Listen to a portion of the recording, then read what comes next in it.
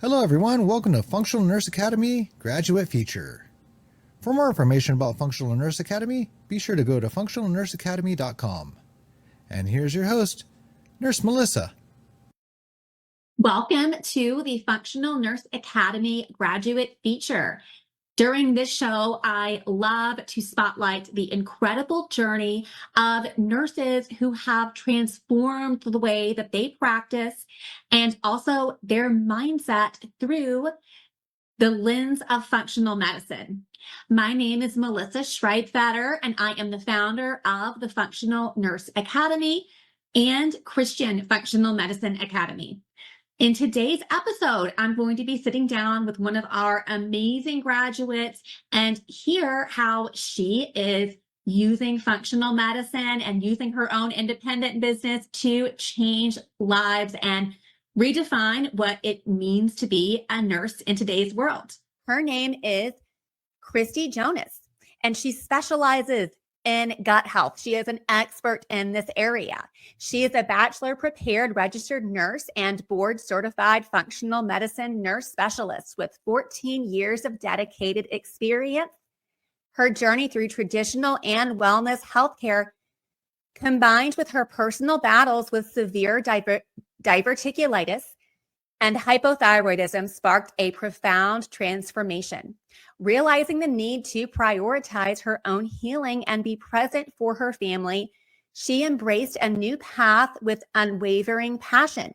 She founded the Mindful Health Solutions to empower women to uncover and address the root causes of their health issues, with a particular focus on gut health.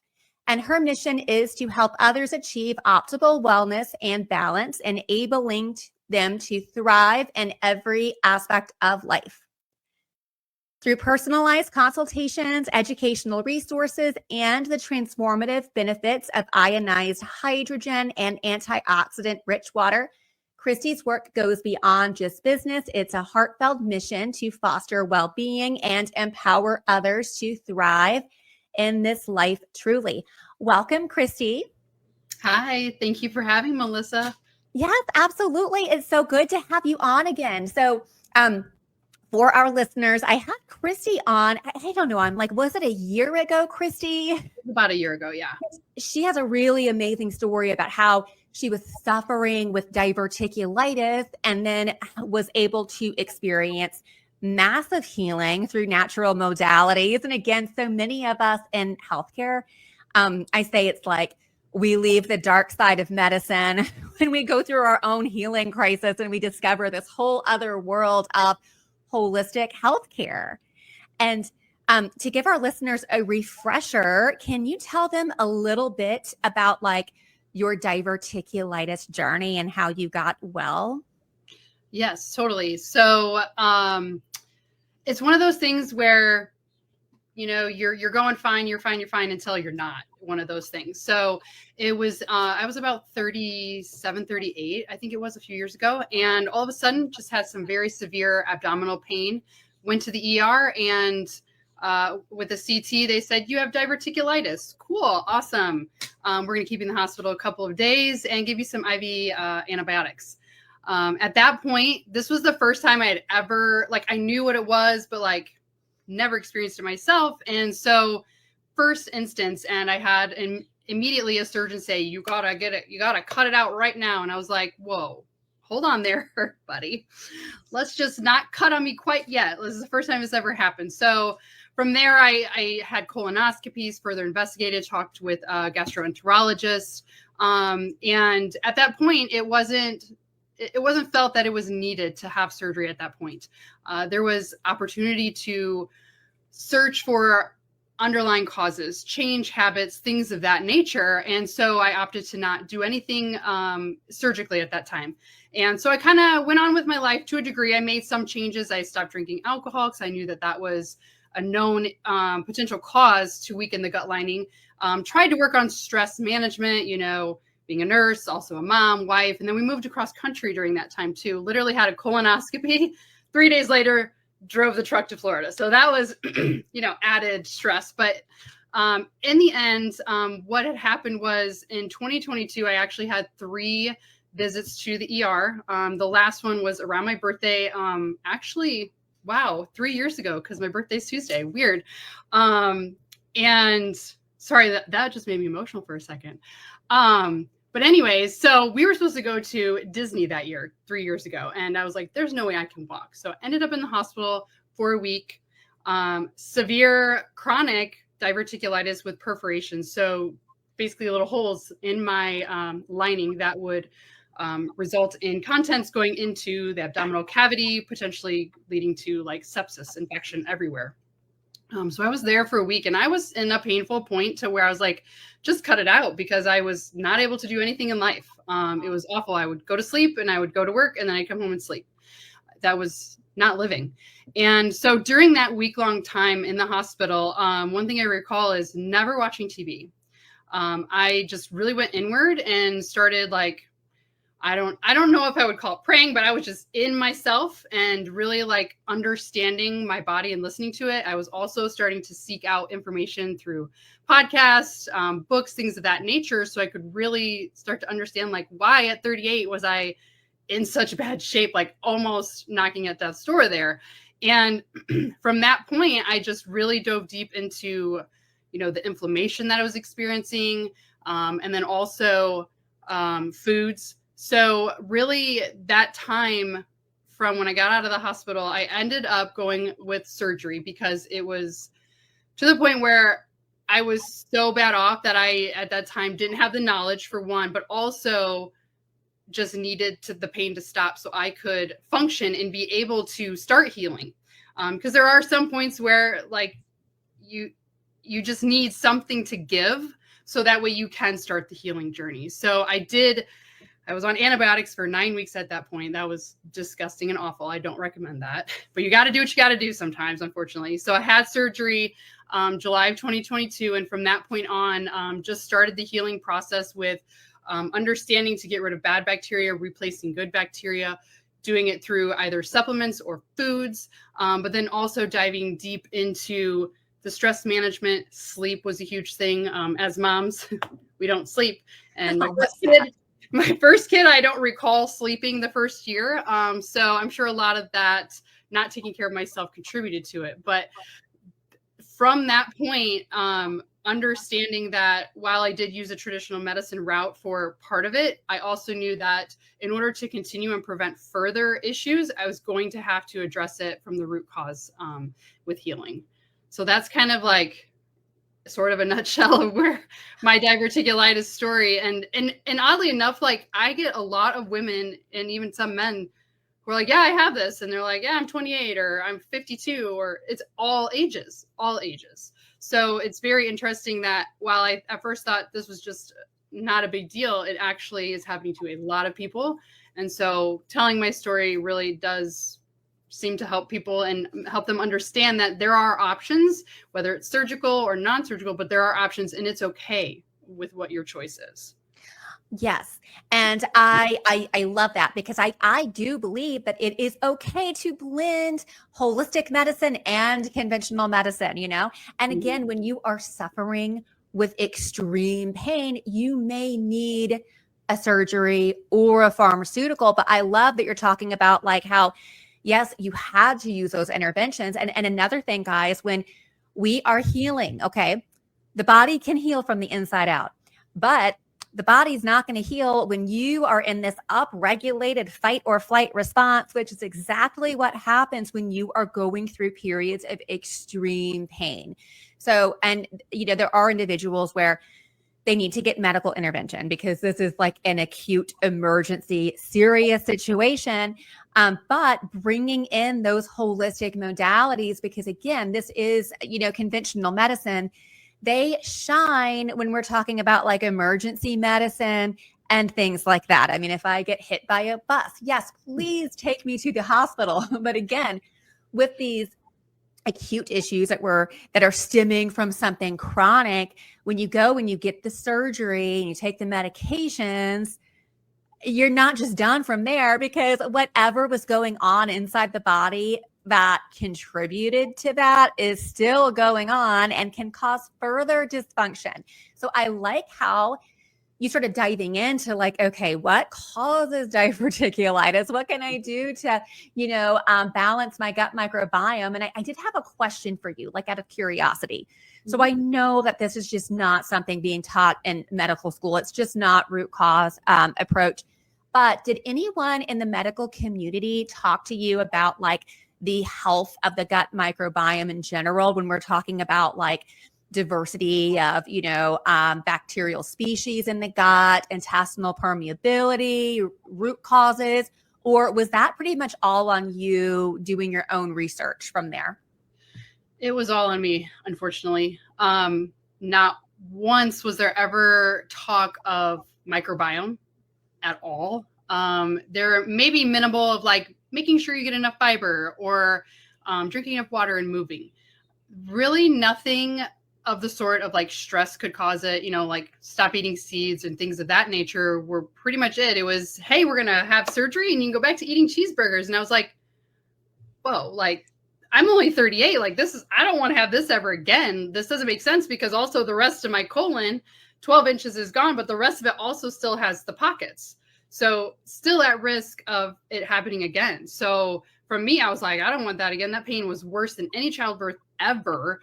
And I didn't want it to happen again. So I'm like, okay, further research has to be done. There has to be a way to strengthen this. What caused it to be weak to have those pouches? So that's really drove me to, the microbiome is important because if you have too much bad bacteria, that's going to cause issues. If you don't have enough good bacteria, I learned from your course and from looking at the GI maps and things that good bacteria is what helps the mucosal lining. It helps strengthen it. It also helps to get rid of bad bacteria, certain strands, and also just helps to improve your overall health and well-being. Helps the stool move properly, helps you absorb nutrients properly. So all sorts of things came from that, but never once was it from my surgeons or a primary care provider. Primary care did mention a little bit about plant-based diet, more so that would be their recommendation moving forward, but that was really it from that standpoint. Yeah, it's so interesting, and I feel like every week I'm like, and as this pregnancy progresses, I feel like every week I get like a little sassier talking about conventional medicine, but I'm like, I know I need to like not be so negative because I also used to be, indoctrinated and in this system. So, but yeah, so I think it is really interesting because there's so many ways that the gut is central. We know that so many of our neurotransmitters are produced in the gut. So you've got that gut-brain connection. We also know that when the gut lining becomes leaky, what we call intestinal permeability, that can cause autoimmune activation and food sensitivities and all these things. And also, there's so, like what you said before, that you have clients that are from all different age groups that are having all these severe gut issues. And something else that I hear is people are like, well, everybody's got something, we've always been this sick. We're just diagnosing it more. And I'm like, that is so much BS. I mean, I remember I went out to dinner with some of my old friends I've had since high school. And there's like 6, 7 of us, and I'm like, how does every person here have some type of health issue? Like, this is not normal, And when we talk, I think what is also interesting, we know that there's all kinds of things sprayed on our food today. And I think it's interesting that when people end up with really significant gut issues, I really have not heard any talk going on in the hospital system about teaching their patients about how to reduce exposure to pesticides and herbicides.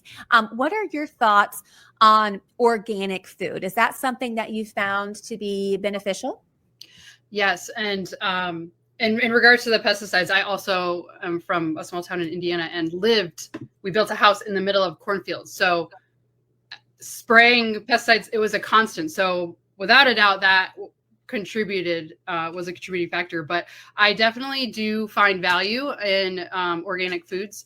And like most people, budgets are a thing with foods. And so I sometimes get resistance on that because it's so much more expensive and this and that. And in reality, in the long run, it's cheaper, but also if you just change your mindset around it.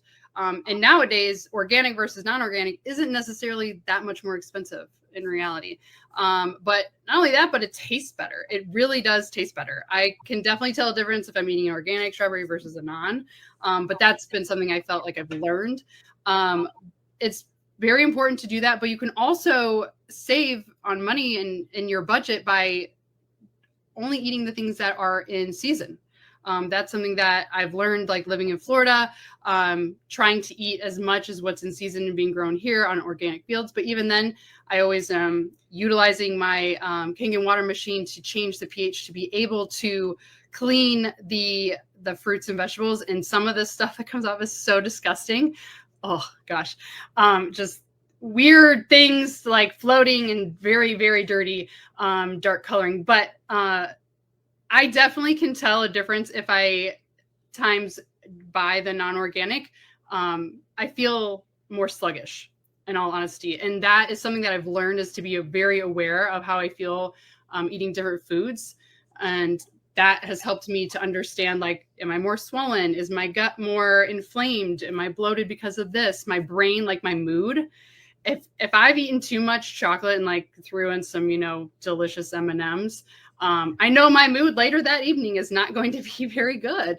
But it's a balance. It's the big thing a lot of people don't understand is the awareness of your body and how much what you put in does affect you, because all of it absorbed and put out to different organs. It's all connected. We cannot compartmentalize our bodies. It's not just the brain, it's not just the heart, it's not just the gut. It's literally all connected.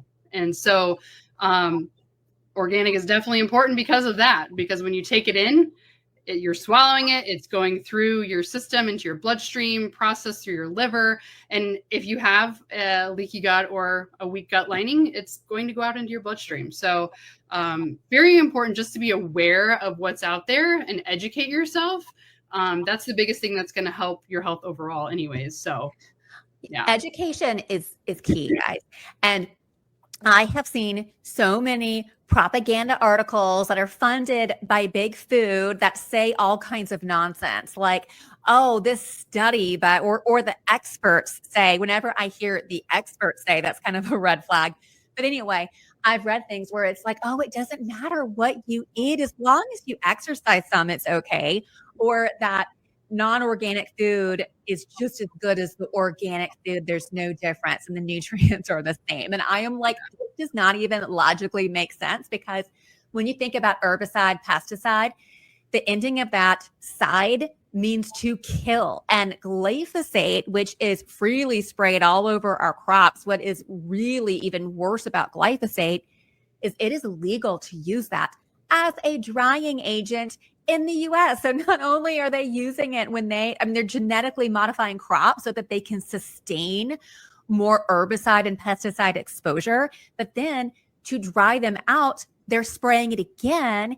And this herbicide glyphosate it was originally patented as an antibiotic. So what is happening when we're spraying all of this garbage on our food that we know kills off beneficial flora in the gut, and you cannot wash this stuff off, guys. And also, when we look at the nutrient density, I know that you mentioned you can tell the difference between an organic and a non-organic strawberry. And I think tomatoes are some of the biggest difference. Like if you get a store-bought regular conventional tomato and then you go and you pick a tomato off the vine, it's like a whole different food, guys. And the way that God designed the body, I mean, the body is so miraculous, but it needs nutrients and minerals and antioxidants and all these things to function. And then for healthy gut cells, for a healthy gut lining, you have nutrient and mineral precursors to that. And I think one of the reasons why people are so sick is they lack these essential nutrients and minerals that we need, because when we're spraying, the soil with all kinds of like kill agents, what does that do to the quality of the soil? And it was interesting. I remember, I feel like the men can sometimes be the most skeptical. And when I first was like, maybe we should go organic, I had to convince my husband, okay, this bell pepper looks the same as this one, but we're going to spend 3 times the amount on this bell pepper, but I will say, like, it can be hard convincing friends and family, but once you do it, I mean, we eat clean at home, we eat organic, and we notice, like my husband is a believer now. My skeptical husband is a believer because he knows when he goes on work trips, he comes back and he like does not feel good, and he wants to come home and have like an organic dinner. So, but cost, I think, is it is a factor there, but again, in the long run, you will spend less, but with like the right now situation. Do you have any tips on being able to, I know you mentioned purchasing seasonally. Do you have any other tips to help to bring the cost down when people are looking to buy organic? Meal planning. I know it's not fun because it's probably one of my not favorite things, but at the same time, still fun. That's really a big factor too, is because, and if you're dedicated to healing, you're going to shop less in the middle and you're going to buy less of the packaged foods. So if you, for one, again, starting with that mindset, what is the purpose of this? Why are we doing this? To feel better. And give yourself, I'm going to do this for 2 weeks. I'm going to stick to it and create a plan. Create your plan for the week and only buy those foods and only eat those foods for that week. So really, the planning is a big factor into it. And then give yourself that day of like, okay, I'm going to go out to eat this day if I do these 2 weeks worth of cooking at home, buying organic, eating quality meats, things of that nature. And over time, and you can track your budget, you can track how much you're spending, and it really will make a difference. And you'll see that you're eating out less because you're not, because when you're planning, you're not going to be as hungry. Because you're like, okay, I'm going to eat at this time, and then I'm going to eat this food. And then you're like, oh, I'm out, but I'm not hungry because I already ate my meal. So being cognizant of your plan, if you are going out to a party or something, make sure you're eating, some fruits and vegetables or a quality meat, some protein before you go. So that way you're more full and you ate your organic, good, delicious food. And then if you go, you might snack on something, but at the same time, you might not even be hungry because you just ate great food. And you're like, oh, well, I spent more money on it. I'm going to eat it and make sure that I get all of the nutrients out of it, all of the benefit.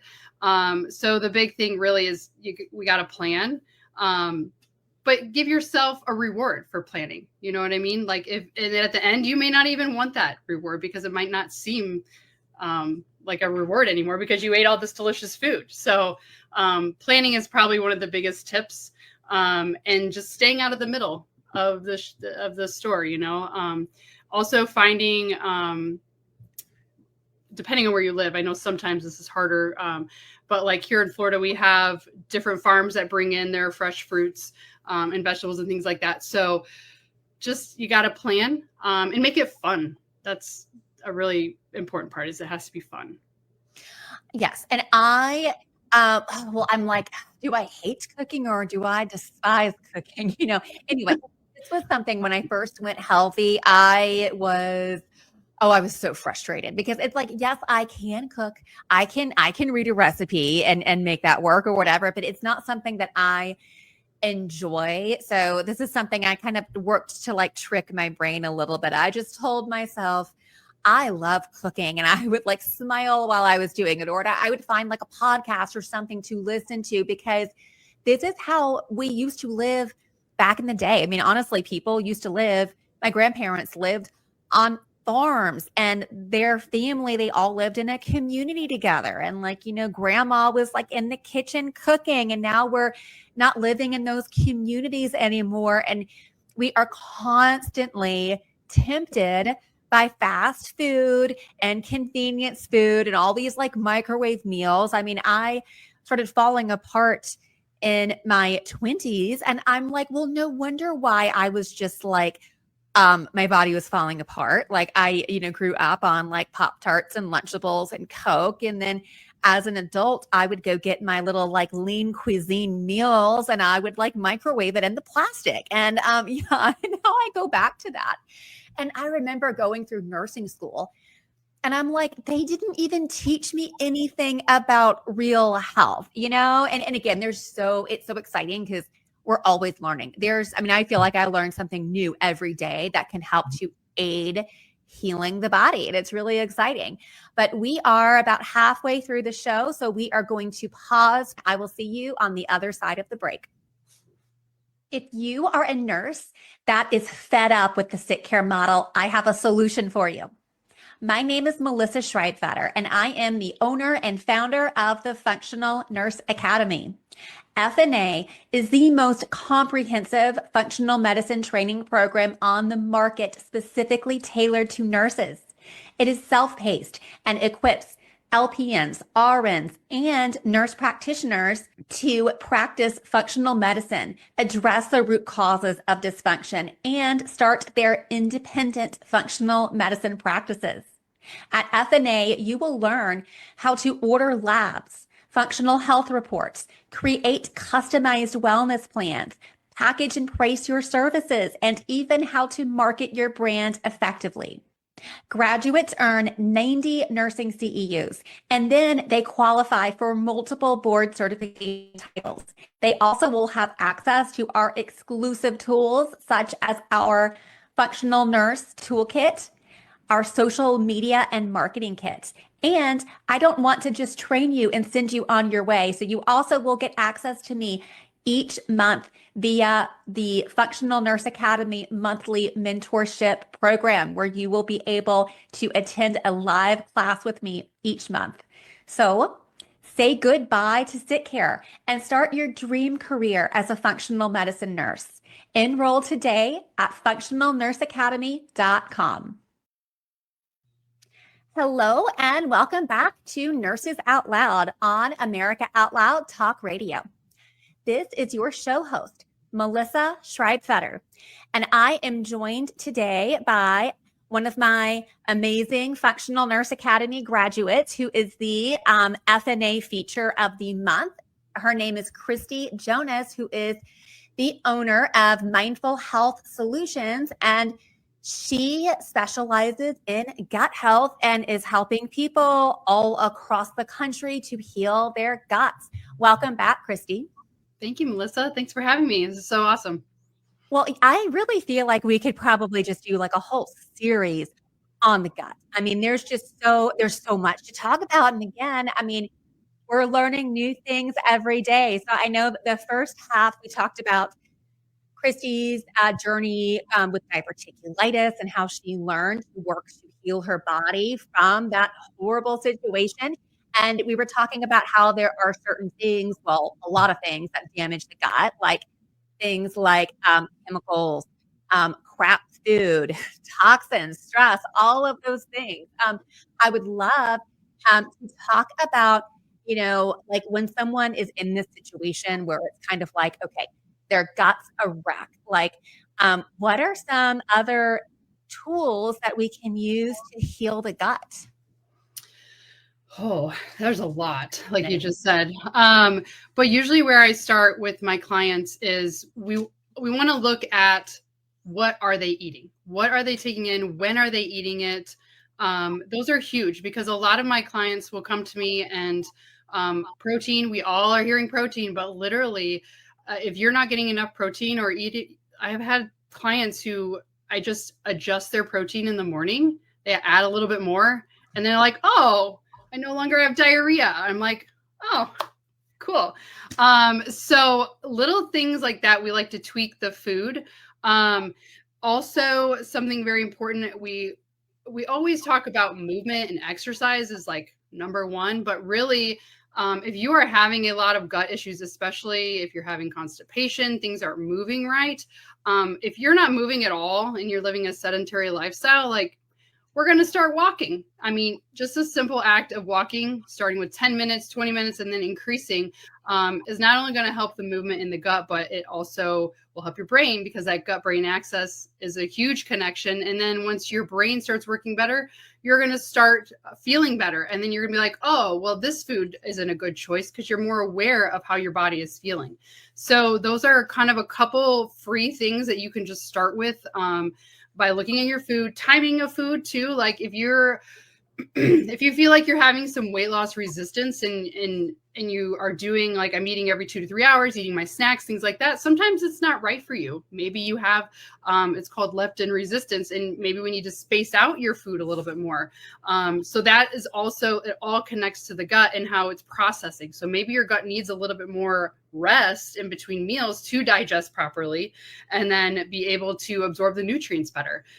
So those are a couple quick things that people can start with, moving. And then also we were talking about microbiome, and a lot of people don't want to take pills. They don't want to do that kind of thing. So you can actually get probiotics, prebiotics from food. So, you know, just starting with, before you eat, take like a little spoonful of sauerkraut.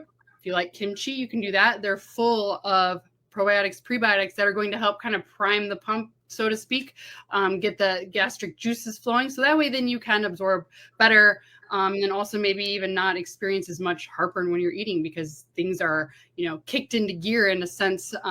So those are 3 things, you know, just timing, protein, and then also moving. You got to move. I mean, not everyone likes to do it, but we got to move. Yeah. And our bodies are designed to move. But again, when you are chronically inflamed and nutrient deficient, you're not going to feel like moving, you know? So, but once people start to like feed their body nourishing foods, and you start to notice that your body's feeling more energetic, even when you still feel sluggish and you're like, oh, I don't want to go work out. I don't want to go for a walk. Baby steps, you know, because you'll start to notice once you get the body active, the body is intelligent. The body communicates to you with symptoms.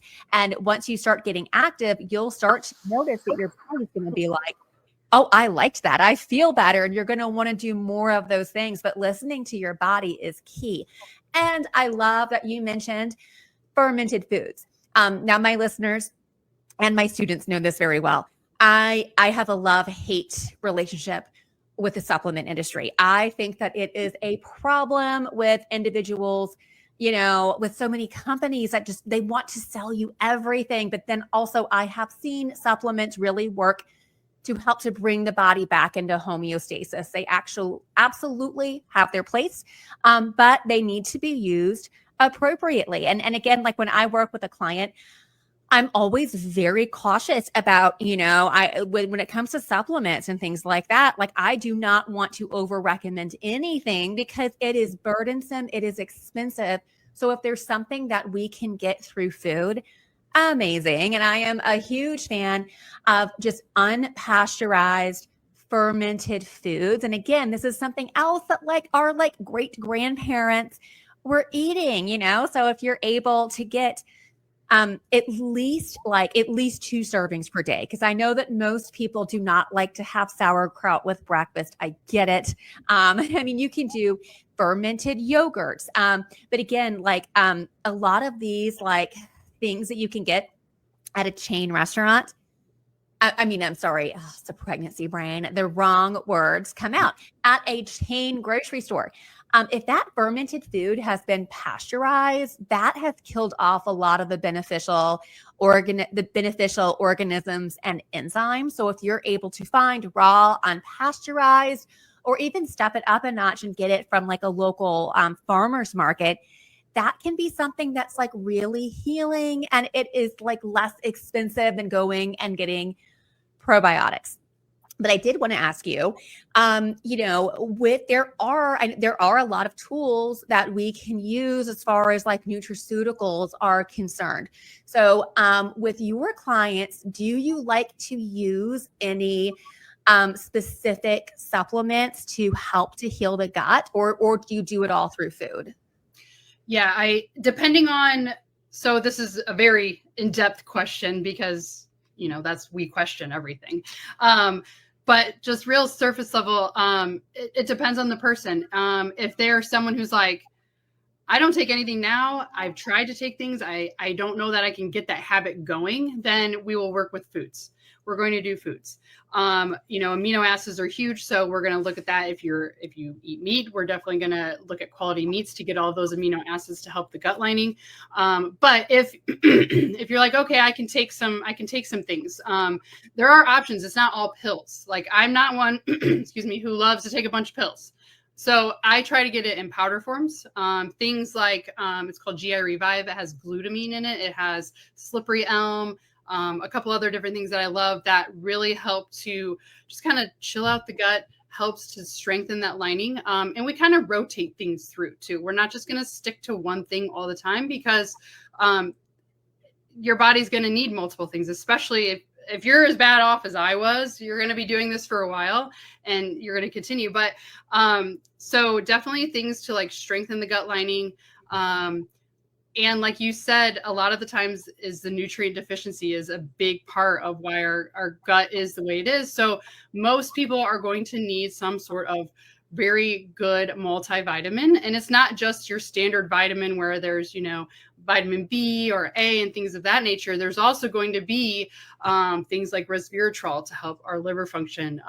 There might be N-acetylcysteine to help our cellular function and to help get rid of some of those dead, damaged cells. So it's very complex, the multivitamin that I usually recommend to people. And then magnesium is huge. A majority of us do not have enough magnesium. And a lot of people think magnesium, things are going to flow real fast, but there's other options. There's so many different magnesiums that, for example, L-theanine is one of my favorites because it doesn't cause the GI discomfort.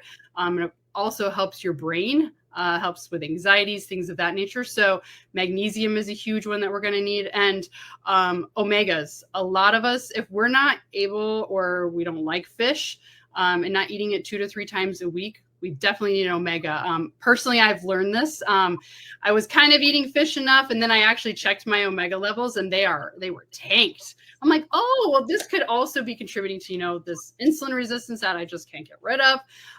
So I've implemented taking omegas daily for that reason, for helping with insulin, helps with my heart because of the inflammation in the body. So omegas are another huge one. So there's usually like 4 or 5, especially because of the nutrient deficiencies that most of us have. And then vitamin D is a huge one, especially if you're living in those states where there's not sun a majority of the year. You're going to be chronically low, and 30 is not an acceptable level for me. I know my lowest, I was 17, and that was when I was first pregnant. And I lived in Indiana then, so I was severely deficient. And then finally, I think like 3 years ago, I got up to 34, and they're like, you're good. You're good. You don't need to take. I'm like, no, I'm not good. So now I take that daily, also get sun outside. But that is a huge thing too, is vitamin D to help with not only our moods, our bones, the way we process in our gut and everything. So that is a huge one. And you had mentioned like autoimmunity previously and how that works with the gut. Because of my gut issues, I'm kind of borderline Hashimoto's. So kind of caught that early. So a blessing in disguise in a sense. But that vitamin D will help with the autoimmunity issues as well. So all very important things to help with the gut and in regards to supplements. But like you said, I'm not big on pushing a lot of supplements because if you have gut issues, for one, we want to make sure you're actually absorbing these things. So there's a process of figuring out, do you need enzymes to help break down your foods to actually start absorbing them? So it's one of those things where I'm constantly taking a step back and asking questions to really see what focused amount of supplements we're going to utilize for each individual, because we want you to be able to succeed in it. So I don't want you to have like 60 different supplements to take a day, because no one's going to take all that. And it might hurt your stomach, even if you eat it with food. So it's very, very individualized when I talk to my clients about that. Yeah. And that is the biggest functional medicine fail is when practitioners aren't really, say that your vitamin D is tanked or your B12 is tanked. The answer is not just, well, just take these supplements for the rest of your life. A good practitioner is going to do research. Why is your B12 low? Are you lacking intrinsic factor? Is your stomach acid production insufficient? Like, what's causing it? And again, like using supplements responsibly is key. Like, if you ever go to a practitioner and they're just giving you these like blanket protocols and it's like 20 different supplements, I would say run for the hills, guys. That happened to me. It was awful. And interesting that you said that your vitamin D was 17. My vitamin D was 17, and I never had a vitamin D level checked until I was pregnant with my first baby. And for years before I even had that checked, I had all of these mystery symptoms, and we know low vitamin D is associated with autoimmune disorders. But anyway, when my OB checked it, she just told me to take 1,000 IUs, which is like that's not enough to replete. And then she never checked it again. And again, like I always say, when you go to your regular doctor and they're like, oh, your vitamin D level at 30 looks great. That is called the stupid reference range. If we're the sickest nation in the world, why are we using reference ranges that reflect the average US population? We want to be what's optimal. But yeah, there's so much to go there. And there really is, like, I think that people have a lot of power in their health. And it's like, if you're struggling with something, it's so important to just like take responsibility, do your own research, and then work to, like, every choice you make is either gonna, hurt your body or harm your body. But again, we also don't want to live in a bubble. It's about having balance. So I also wanted to ask, since you're the feature for the month at Functional Nurse Academy, I wanted to get a little feedback from you about, like, how was your experience going through FNA? How did that help you as you're working with clients today? Yes. So FNA is, I came across it at like the perfect time because it was literally, I think, 3 months after I had surgery. And so I was diving deep into things already, and wanted to like help people and coach, but I was like, I don't want to do all the work of finding a lab company, an EMR company, all those things. I did not want to do. I did not have the capacity, the energy to do that. So randomly came across the webinar. And when I signed up in October of 2022, I loved that it was self-paced because I could just dive in and go. That was the most amazing part of it. The toolkit really was helpful because I knew I have a business degree, but I've never ran a business. So that was helpful to get all of the, the legal things set up, how to get the lab set up, how to get the EMR, and that having that comfort of knowing I had those checklists made it easier for me to be able to just jump right in and be able to focus on the thing that mattered with the client. And that was actually helping them to understand themselves and what was going on. So I didn't have to worry necessarily about all the businessy part of things because I just checked off my boxes and went down the row. So then I was able to like dive in deeper into the content, the information that you were providing, understand the test better, use the references for Dutch, for GI map. So that way I could understand it better when I was going in with the client. And then also having the support. It's not like, hey, here you go, you're self-paced, go on with your life. The support didn't stop there. The Facebook group was huge to be able to bounce ideas off of a nurse. Because as nurses in the hospital, we're always talking like, hey, this labs are out of range. Here's what's going on. What do you guys think? So having that community also was very important to me.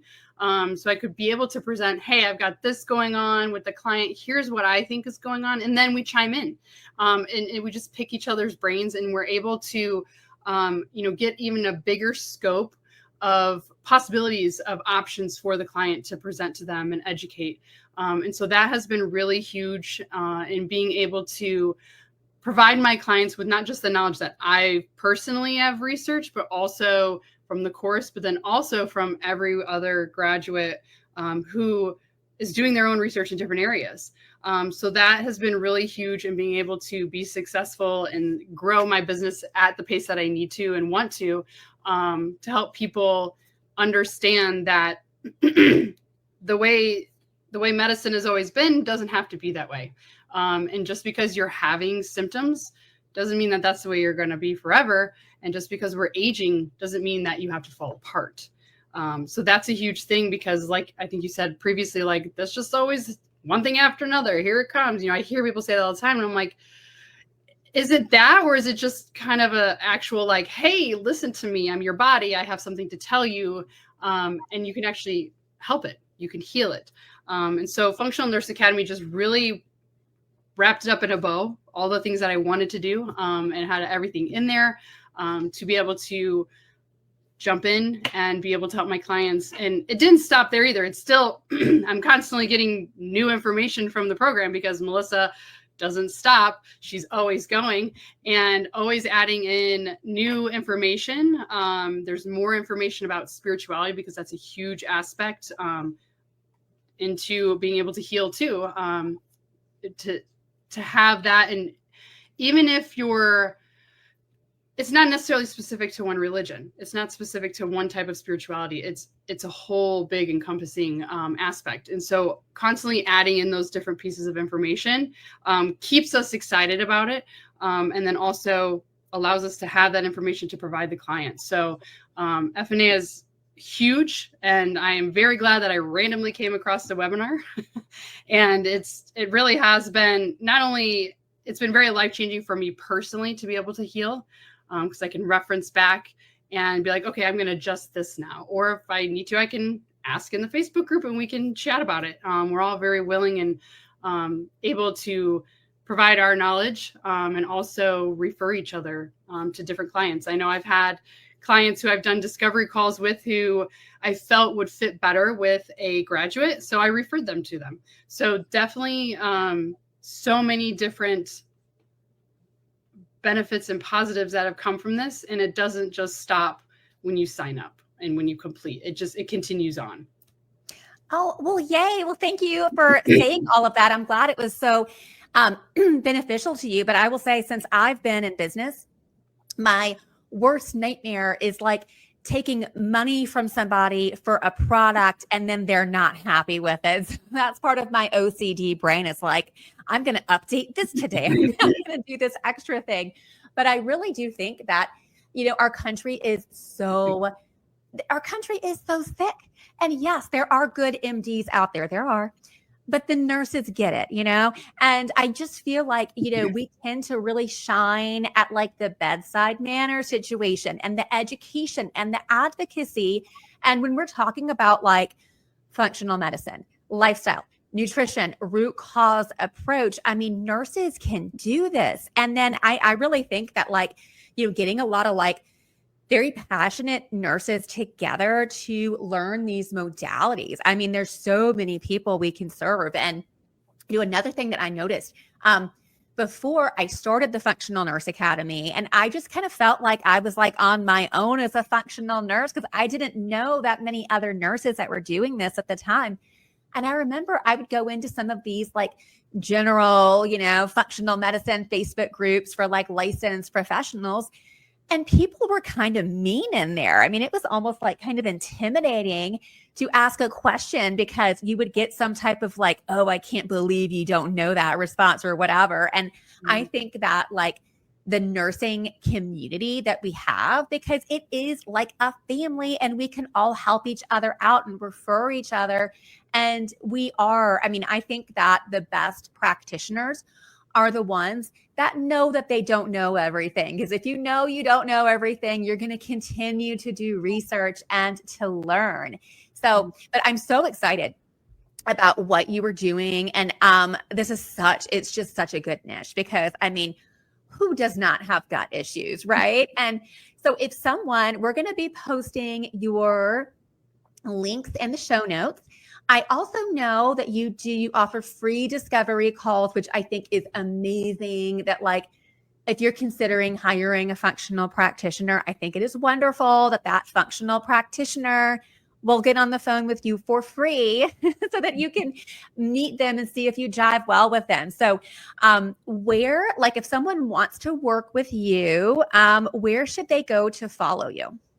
Instagram is really the best place. On there, I have a link tree, and there is a link to, it's called Practice Better. It's where all my scheduling is. You can schedule your discovery call there. It's a 30-minute call. Usually we go over a little bit. Not in a bad way, in a very good way. I like to get to know the person before we, jump into such a personal investment. Because even if we're just doing a few tests, you're going to get very personal. We're going to dive deep into things that I want to make sure that we both work well together, like you said. So Instagram has the link tree for the Practice Better. There's also other information on there as well. But that's the best place to where you can find me. Okay, great. And then I did want to ask you another question. Because I know, so you're in Florida. I feel like we're all set up differently because things may vary state to state. Are you able to see clients outside of the state of Florida, or are you just working in Florida? How does that work? I have a multi-state, so I am able to see clients outside of Florida as well. Okay, wonderful. Because I just know that there are so many areas of the country where there are just pockets where it's like, slim pickings for, holistic practitioners to work with. So I think that being able to also see people virtually is just a huge asset. So, all right. Well, that is about all the time that we have today. Thank you so much for coming on again. This has been great. And so be sure to check out Krysti's links below. Again, she's doing such great work. And thank you for tuning in to the Functional Nurse Academy graduate feature. If this conversation inspired you, don't forget to subscribe, leave a review, and share it with a fellow nurse who may be ready to level up in their career. If you want to be our next success story, feel free to visit functionalnurseacademy.com. If you are not a nurse, if you're in another healthcare specialty, I can train you as well. So go to christianfma.com for that training program. And until next time, be safe, be well, and God bless. This was brought to you by Functional Nurse Academy. For more information, please visit functionalnurseacademy.com.